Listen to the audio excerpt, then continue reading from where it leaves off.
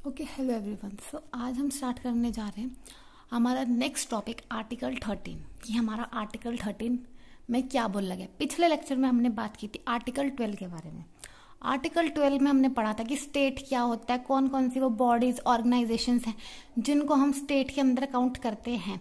अब हम बात करेंगे आर्टिकल 13 की कि आर्टिकल 13 क्या बोलता है। अगर हम सबसे पहले आर्टिकल 13 का इंट्रोडक्शन शुरू करें तो उसके इंट्रोडक्शन में वो बताना है कि जो लोग होते हैं वो मेनली लॉ में बिलीव करते हैं। वो ये सोचते हैं कि जो लॉ है वो हमें प्रोटेक्ट करेगा अगर हमारे साथ कोई भी इनजस्टिस वगैरह हो रहा है।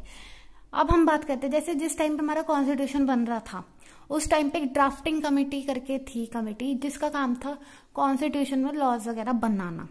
इस कमेटी ने कॉन्सेप्ट दिया था फंडामेंटल राइट्स का, जिनको कॉन्स्टिट्यूशन के पार्ट 3 में रखा गया। ये क्वेश्चन 1 मार्क्स में इंपॉर्टेंट होता है, पूछा जाता है कि हमारे फंडामेंटल राइट्स जो है वो कहाँ से कहाँ तक हैं, या उनकी बात कौन से पार्ट में की गई है, या उन्हें कहाँ से लिया गया है। तो हमारे जो फंडामेंटल राइट्स हैं हम उन्हें हमारे कॉन्स्टिट्यूशन के पार्ट 3 में रखा हुआ है। ये जो हमारे फंडामेंटल राइट्स होते हैं ये लिबर्टी देते हैं सिटीजन्स को और उन्हें प्रोटेक्ट करते हैं कि जो स्टेट है वो उनके फंडामेंटल राइट्स का इन्फ्रिचमेंट ना करे, मतलब उनसे उनके फंडामेंटल राइट्स किसी भी तरीके से छीनने की कोशिश ना की जाए। जो फंडामेंटल राइट्स होते हैं वो एक तरीके से लोगों को लिबर्टी प्रोवाइड कराते हैं, उन्हें फ्रीडम देते हैं कि वो अपना डेवलपमेंट कर सकें। जो फंडामेंटल राइट्स होते हैं वो एक तरह की रेमेडीज भी होती हैं। मतलब कि जैसे कि हमारे फंडामेंटल राइट्स है उनको प्रोटेक्ट करने के लिए हमारे पास रेमेडीज भी है कि अगर कोई हमारे फंडामेंटल राइट्स को वॉलेट करेगा तो फिर हमारे पास क्या क्या रेमेडीज हैं। फिर इसमें हमारे ये आता है कि आर्टिकल 12 और आर्टिकल 13 जो है एक तरीके से इंट्रोडक्शन है हमारे फंडामेंटल राइट्स का। मतलब कि आर्टिकल 12 में सिर्फ हमें ये बताया गया कि स्टेट क्या होता है, तो इसी तरीके से आर्टिकल 13 में भी हमें सिर्फ इंट्रोडक्टरी पार्ट ही एक तरीके से बताया गया है। आर्टिकल 12 जब हमें डेफिनेशन देता है कि स्टेट क्या है, उसकी क्या क्या रिस्पॉन्सिबिलिटीज होती हैं, ठीक है। और जहां पे कि आर्टिकल 13 है, आर्टिकल 13 बात करता है 4 चीजों के बारे में। पहली चीज है कि pre constitutional laws. Pre constitutional laws के वो लॉज होते हैं, ठीक है। तो प्री कॉन्स्टिट्यूशनल वो लॉज होते हैं जिनको हमारे फंडामेंटल राइट बनने के बाद एग्जिस्टेंस में लाया गया। और जो हमारा सेकंड पार्ट है वो बात करता है पोस्ट कॉन्स्टिट्यूशनल लॉज की। पोस्ट कॉन्स्टिट्यूशनल वो लॉज होते हैं जो हमारे कॉन्स्टिट्यूशन से पहले काम कर रहे थे या पहले थे। फिर जो इसमें पार्ट 3 है वो ये डिफाइन करता है कि लॉ की डेफिनेशन में हम क्या क्या इंक्लूड करते हैं। फिर जो हमारा 4th पार्ट है वो ये स्टेट करता है कि anything in this part will not apply to article 368। मतलब कि हमने आर्टिकल 13 में जो भी बातें की हैं वो बातें हमारे आर्टिकल 360 पे अप्लाई नहीं की जाएंगी, ठीक है। अब हम बात करते हैं आर्टिकल 13 की। पहले हम बेयर एक्ट में देखते हैं। देखिए बेयर एक्ट में भी 4 बातें की गई हैं, क्लॉज 1, क्लॉज 2, क्लॉज 3, क्लॉज 4। हमारा आर्टिकल 13 बात करता है लॉ इनकंसिस्टेंट विद और इन डिरोगेशन ऑफ द फंडामेंटल राइट्स। इसमें यही बात बताई गई है कि पहले पार्ट में तो हमारे प्री कॉन्स्टिट्यूशनल लॉज की बात की गई है, वो लॉज जो हमारे कॉन्स्टिट्यूशन बनने के बाद आए। फिर हमारे पोस्ट कॉन्स्टिट्यूशनल लॉज की बात की गई है जो हमारे कॉन्स्टिट्यूशन से पहले थे। 3rd में हमें ये बात की गई कि हम लॉ वर्ड में किन किन चीजों को इंक्लूड करते हैं। और जो हमारा 4th क्लॉज है, 4th क्लॉज ये बात करता है कि इस आर्टिकल में जो भी बातें की गई हैं और अगर कोई भी अमेंडमेंट की गई है तो उससे 368 पे कोई इफेक्ट नहीं पड़ेगा, ठीक है। अब हमारा आर्टिकल 13 का क्लॉज 1 आता है जो हमारी बात करता है प्री कॉन्स्टिट्यूशनल लॉज के बारे में। जैसा कि मैंने बताया कि प्री कॉन्स्टिट्यूशनल वो लॉज होते हैं जो हमारे कॉन्स्टिट्यूशन के बाद आए।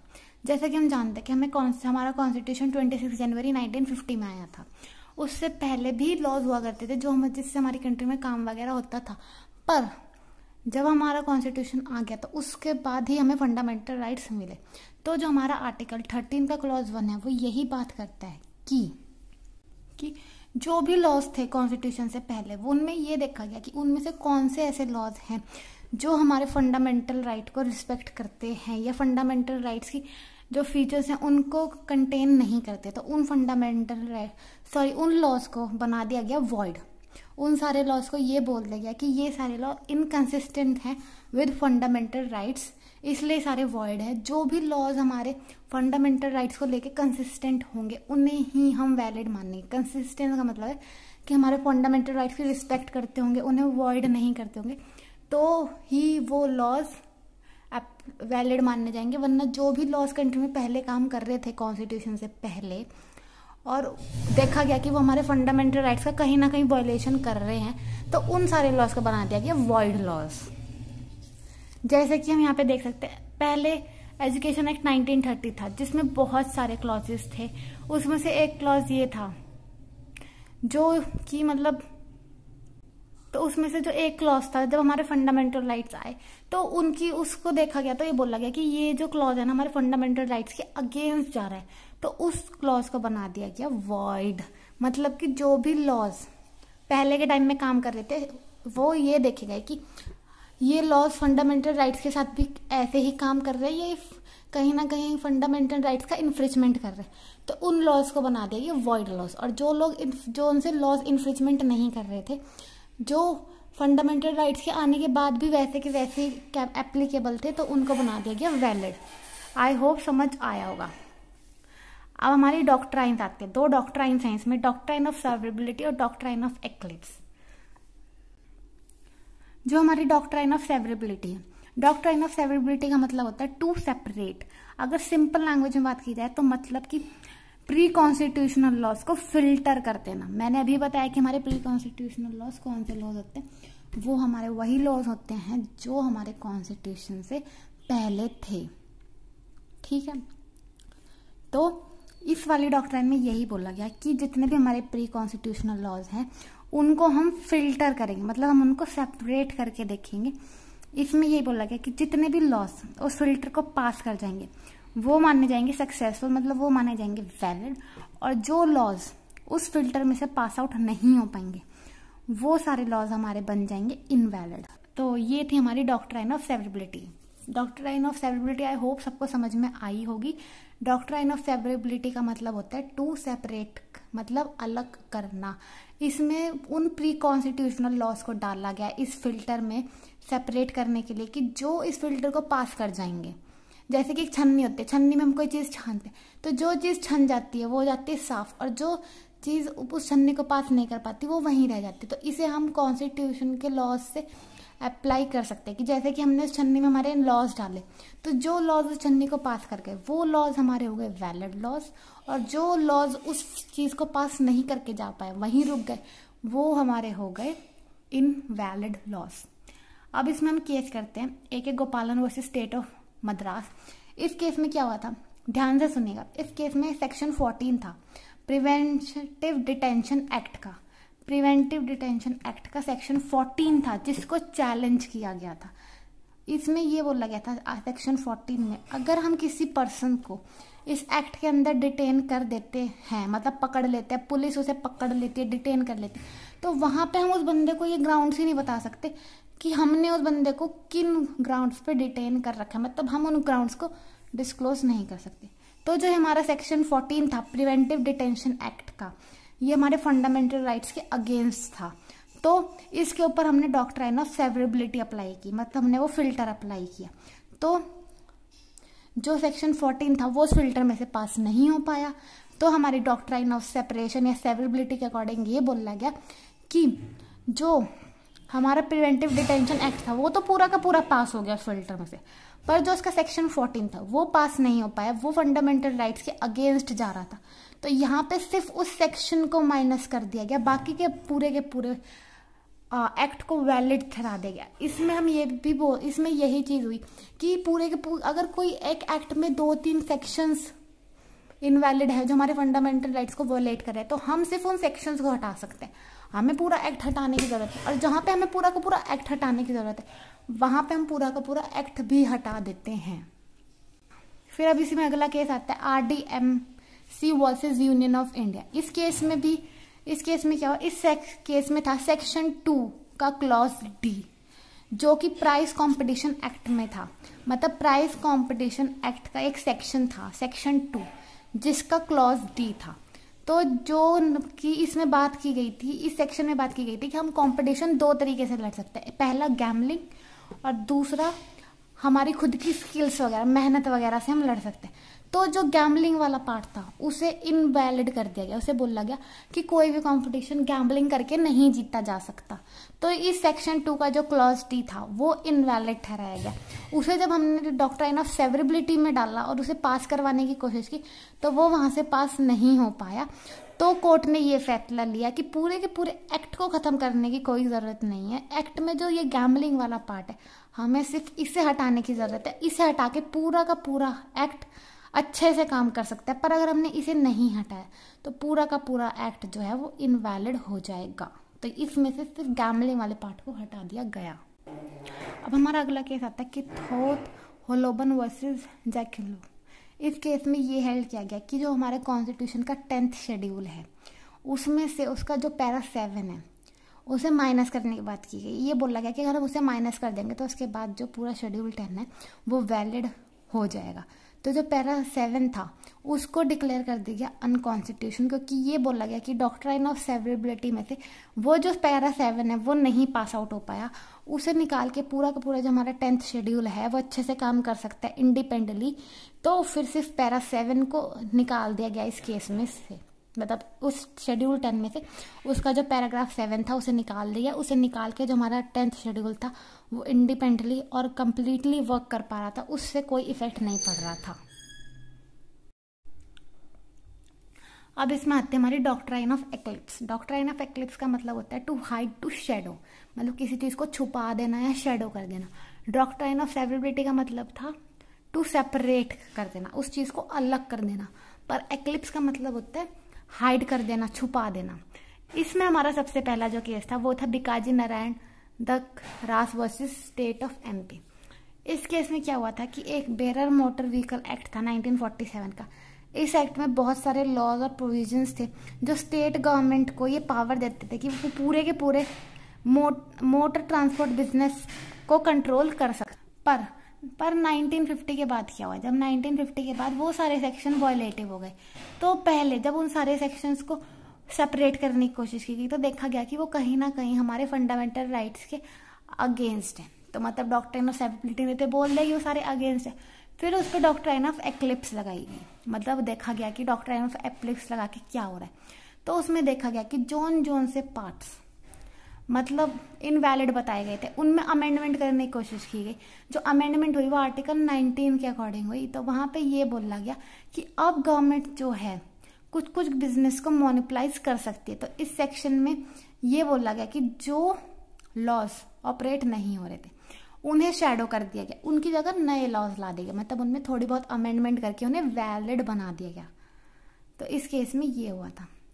बेसिकली जो हमारी डॉक्ट्राइन ऑफ सेवरेबिलिटी है वो ये बोलते हैं कि जितने भी हमारे प्री एग्जिस्टिंग लॉज है, मतलब कॉन्स्टिट्यूशन से पहले के लॉज है, उन्हें ये इसलिए फिल्टर आउट किया जाता है ये देखने के लिए कि क्या वो हमारे फंडामेंटल राइट्स को रिस्पेक्ट कर रहे हैं या नहीं कर रहे।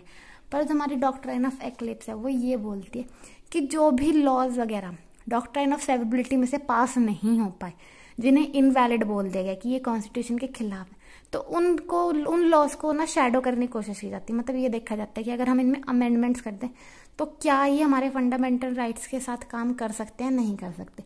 अगर अमेंडमेंट के बाद वो लॉज काम करते हैं, हमारे कॉन्स्टिट्यूशन मतलब फंडामेंटल राइट्स की रिस्पेक्ट कर रहे होते हैं, तो फिर उन लॉज को बना दिया जाता है वैलिड या एक्टिव। ठीक है, तो अब मैंने आर्टिकल 13 का क्लॉज 1 एक्सप्लेन कर दिया केसेस के साथ। अब हमारा आर्टिकल 13 का क्लॉज 2 शुरू होता है जिसमें हम बात करते हैं पोस्ट कॉन्स्टिट्यूशनल लॉज के बारे में। जैसे कि मैंने बताया था कि पोस्ट कॉन्स्टिट्यूशनल लॉज हमारे वो लॉज होते हैं जो हमारे कॉन्स्टिट्यूशन के बाद आए, और प्री कॉन्स्टिट्यूशन हमारे वो लॉज थे जो हमारे कॉन्स्टिट्यूशन से पहले हमारी कंट्री में काम कर रहे थे। तो अब हम बात करेंगे पोस्ट कॉन्स्टिट्यूशनल लॉ की। पोस्ट कॉन्स्टिट्यूशनल लॉ समझने के लिए हमें सबसे पहला जो केस है वो है state of Gujarat versus Ambika mill वाला। इस केस में एक लेबर वेलफेयर फंड को चैलेंज किया गया था। इसमें बोला गया था कि ये जो हमारा लेबर वेलफेयर फंड है वो कहीं ना कहीं फंडामेंटल राइट्स के अगेंस्ट है। तो फिर ये क्वेश्चन उठाया गया था कि जो स्टेट है उसके पास ये पावर्स नहीं है कि वो कुछ ऐसे प्रोविजंस लेके आए जो हमारे फंडामेंटल राइट्स को वॉलेट करता हो। तो इस केस में ये क्वेश्चन आ रहा था कि जो फंडामेंटल राइट्स हैं वो सिटीजन्स को दिए जाते हैं। तो अगर कोई ऐसा लॉ बनाया जाता है जो उससे मतलब नॉन सिटीजन्स को क्या बेनिफिट होगा। जैसे कि फॉर एग्जांपल इस केस में जो रिस्पोंडेंट था वो एक कंपनी थी, मतलब कंपनी थी एक साइड, तो कंपनी ने ये बोला था कि जो फंडामेंटल राइट्स होते हैं वो इस कॉन्टेक्स्ट में दिए जाते हैं कि कोई एक्ट वैलिड है या नहीं है। तो सुप्रीम कोर्ट ने बोला था कि जो हमारे फंडामेंटल राइट्स हैं वो किसी कंपनीज वगैरह को नहीं दी जाती। पर उन्होंने बोला था कि आगे उन्होंने दो बातें बोली थी। पहली बात उन्होंने बोली थी जो स्टेट होता है उस पर रोक लगाई जाएगी कि वो कोई भी ऐसे लॉज ना बनाए जो हमारे फंडामेंटल राइट्स को वॉलेट करता। और दूसरा उसने बोला था कि कोई भी ऐसा लॉ जो वॉइड है, पर वो जो लॉज है वो वॉइड है सिटीजन्स के रिस्पेक्ट को लेके, पर जो वो लॉज हैं वो कंपनीज या नॉन सिटीजन्स पे वैलिड और ऑपरेटिव मानने जाएंगे, क्योंकि जो कंपनीज होती हैं और जो नॉन सिटीजन्स होते हैं उनके लिए फंडामेंटल राइट्स है नहीं। फंडामेंटल राइट्स जो मेनली हैं वो सिटीजन्स के लिए हैं। तो अगर सिटीजन्स के रिस्पेक्ट में कोई ऐसा लॉ लाया गया है जो फंडामेंटल राइट्स को वॉलेट कर रहा है तो उसे तो हम इनवैलिड डिक्लेयर कर सकते हैं। पर अगर यहाँ पे कंपनीज और नॉन सिटीजन्स है वहां पे उससे कोई फर्क नहीं पड़ेगा। फिर हमारा थर्ड क्लॉज आता है meaning of law and law in force. 13 के क्लॉज थर्ड में दो बातें की गई हैं, लॉ का मतलब क्या है और लॉ इन फोर्स क्या होता है। तो इस क्लॉज में हमें बताना है कि law and law in force ये दो कैटेगरीज हैं जो सिटीजन्स के लीगल राइट्स को अफेक्ट करती है। और लॉ इन फोर्स को हमने आर्टिकल 13 के क्लॉज 3 में ऐड कर रखा है। इसमें दो एक्सेप्शन की बात की गई है कि अगर एडमिनिस्ट्रेटिव एंड एग्जीक्यूटिव ऑर्डर्स हैं जो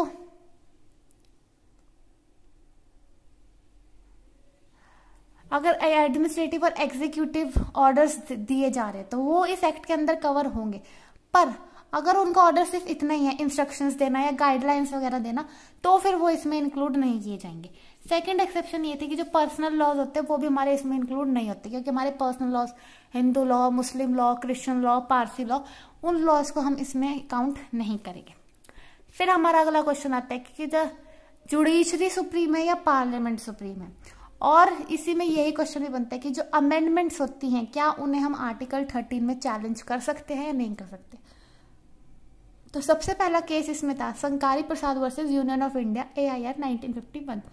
इस केस में सुप्रीम कोर्ट ने लॉ का मतलब बताया था जो आर्टिकल 30 में बात की गई है, और उसने ये बोला था कि इसमें हम कॉन्स्टिट्यूशन अमेंडमेंट्स को इंक्लूड नहीं करेंगे। तो इस केस में ये बोला गया था कि जो हमारी अमेंडमेंट्स होती हैं उनको हम चैलेंज नहीं कर सकते आर्टिकल 13 के अंदर।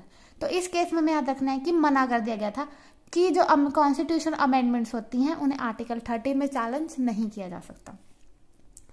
फिर हमारा अगला केस आता है Golaknath versus state of Punjab AIR 1967। इस केस में ये बोला गया था कि जो जुडिशरी के पास पावर होती है, power of judicial review. Judicial review होता है, जुडिशियल रिव्यू का मतलब होता है जुडिशरी रिव्यू कर रही है किसी लॉ को, किसी एक्ट को, कंट्री में कैसे काम हो रहा है उस चीज को। तो ये पावर सुप्रीम कोर्ट मतलब कोर्ट के पास होती। तो इस केस में बोला गया था कि जो हमारी अमेंडमेंट्स हैं उन्हें हम आर्टिकल 13 के अंदर चैलेंज कर सकते हैं। सो इस केस में बोला गया था कि अमेंडमेंट्स कैन बी चैलेंज।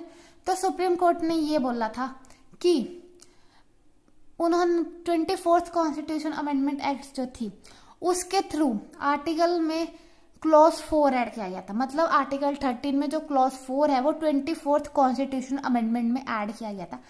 इस क्लॉज 4 में ये बोला गया था कि अगर कोई भी अमेंडमेंट इंट्रोड्यूस हुई है आर्टिकल 368 में तो उसको हम चैलेंज नहीं कर सकते आर्टिकल 13 में। मतलब कि आर्टिकल 368 ऑफ इंडियन कॉन्स्टिट्यूशन में अगर कोई अमेंडमेंट की गई है तो उस अमेंडमेंट को हम आर्टिकल 13 में चैलेंज नहीं कर सकते।